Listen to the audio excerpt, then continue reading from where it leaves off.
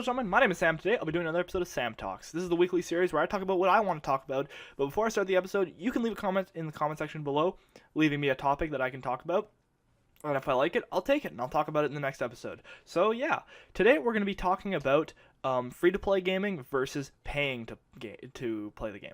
So this is kind of a big topic that's been going around, very controversial, which is basically what's better, free to play, or basically you pay to buy the game or pay subscription fee to play the game. Which one is better? Now I've got two arguments here, and I'll talk about at the end which one I like better. Alright, so first let's start off with free to play. Free to play has a few advantages and a few disadvantages. Now, obviously the biggest advantage is, hey, it's free. It's free to play the game. Once you download the game or just download the game or play it in the browser, it is free. You have not spent a single cent on that game. So it's just completely free to play, which is great because then you don't have to pay to actually get the game. So for instance, if I went out to buy a $60 copy of Call of Duty, there I've paid the game to play. Here, if I decided to download League of Legends, I could play for free right there. That's the first advantage right off the bat from playing a free to play game. Now, second of all, there's three different types of free to play models. First is the cosmetic microtransactions. So basically what it is you can only spend real money on stuff that changes the look of your character, or changes your car, or changes your gun. Changes your gun not to make it more overpowered, but to change it, like give it camo or something. Now this is the best form of free-to-play. It is not the way that they make the most money, but it is the best form because it is the fairest to the player. You are not getting an advantage by spending money. Instead, you are just making yourself look cooler, which is always fun, right? Let the players spend money to look cooler. Don't let them spend money to be better. Now, this brings me to the semi-pay-to-win, which is the model that's used in League of Legends, where it's not pay-to-win per se, because you can still play the game and be good without spending a single dime of real money. But you can pay to get boosts, like an XP boost or an IP boost, or you can pay to get better champions that aren't free that week, but they will be free eventually, but you gotta wait. So you can also get in-game currencies with this. In-game currencies can be spent to buy stuff in the game that is not cosmetic. So it's semi-pay to win. It takes a grind to get the in-game currency, but if you're willing to grind, you can get the stuff that people could spend money on. Now, it's like this in League of Legends. You do get currency over time, but it does take a lot longer than just, say, spending $20 and buying some champions with it.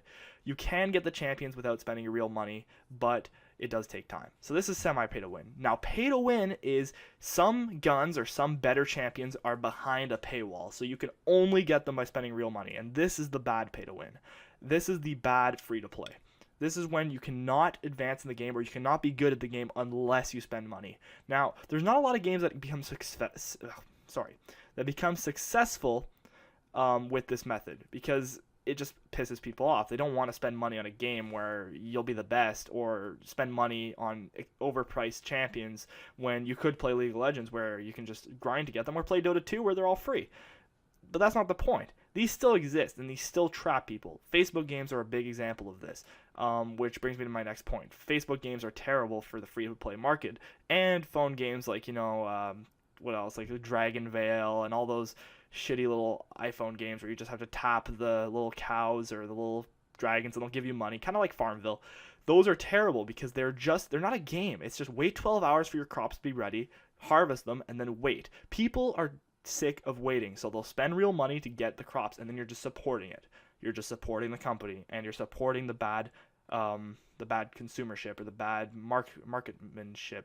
That's not a word. You're supporting a bad cause by spending money on these terrible free-to-play games, when you could be spending money on free-to-play games that are fair. Now, there's also a certain amount of grind that is also kind of a problem in free-to-play. So you have to grind for stuff sometimes, like League of Legends is a perfect example. You have to grind to be able to get champions. To get some of the champions, you need to grind a very long time. Like the 6300 IP ones take a long time to get. Now, this is also fair because you either pay money or you pay time. So you pay your time in game to get the IP or the influence points, or you can spend your money and just get them quicker. So it's either you're paying time or money, which is a great way to look at it, and I really like that. So that's free to play. There's a lot of different types of free to play games, but paid games, there's like really two different types. So paid games, there's the first type, which is you pay the game, you play the game, you have the entire experience, that's it. The second type, though, is you buy the game and, oh, there's day one DLC. Oh, you can buy gun camo. Oh, you can buy better guns. There are games, now this is legit, there are games that you spend $60 on, and they still tell you to buy more things. For instance, Forza 5. You buy Forza 5, you put it into your Xbox One, you play it, and you can still buy cars in that game. I think there's a $30 car in that game, which is actually absurd. You could be spending $90 to drive your dream car in that game. That was unheard of 5 years ago. 5 years ago, Need for Speed, you could just play the game, play any car you wanted. Now, you need to buy cars? This is ridiculous. So paid is not exactly always better than free to play. Now, I do agree, okay.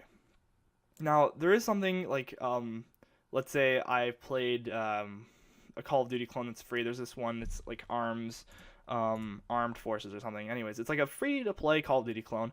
They make you grind to get your guns. Now, if I buy Call of Duty, I get all my guns right away. I can just play.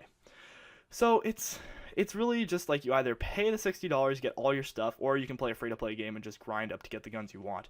It's either your choice. And usually free-to-play games are just online. So if you want to play like the campaign or the single-player experience, you'll have to buy a game. So again, it's either way goes. There's like most multiplayer games these days are free-to-play, I find. There's not as many subscription-based. But World of Warcraft is a subscription-based game, and I think it's a pretty fair business model since you pay $15 a month and they don't put anything behind you except for like a few cosmetic things, but that's not really important. The thing is, they give you everything for $15 a month. Now, it's an expensive price to pay, but it's a huge game and a lot of people do it. I had a lot of fun with the game. A lot of people might disagree with me, but I don't really care. I had a lot of fun with the game, and I think it was really fair because it just, you got everything was open to you, you could do anything in the world, and yeah, so if you play for 4 months, I mean, that's a $60 game right there. So it's a lot of game time too. So you got to keep that in mind too. So yeah, also with buying a game, you also have some expectations. Like when you download a free-to-play game and it sucks, you're like, oh, well, it was free. I'll just get rid of it off my hard drive. When you buy a game, you need to have standards, right? You're like, oh, this game's got to be so good because I put money into this. When you're playing a free-to-play, you get to choose if it's worth your money or not. If it's worth putting money into, then go for it, because it's a good game. But if it's a free-to-play game and you just pick it up and you hate it, you can just not play it. Once you buy a game, it's got to be a certain, like, it's got to be actually good. So that's what you have to expect with buying a game. Usually, they're pretty okay. Now, like, there are some exceptions. There are some terrible games you can buy, but usually, the expensive AAA games are going to be decent, or they're going to give you an okay experience. So, you can expect that from buying a game, that it will be good. Now, my final verdict. My favorite game at the moment, League of Legends, is a free-to-play game.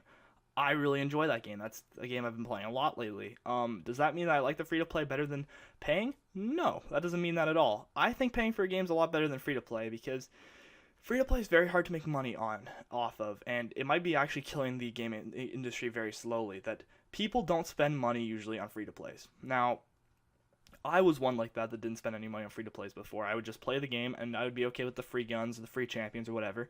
But then I started to see that you have to support the developers, because if they're just free and everybody's playing for free, then nobody can get anywhere, right? Because the company's going to stop making money, and they're going to have to shut down. But a lot of people do spend money on free-to-plays, so that's what keeps them alive. But again, it's not as good as having that $60 game right off the bat. Having that $60 game, you don't have to grind, you don't have to do anything. So, honestly, I like the free-to-play market because it's free, and you get to pick what you want to pay your money for.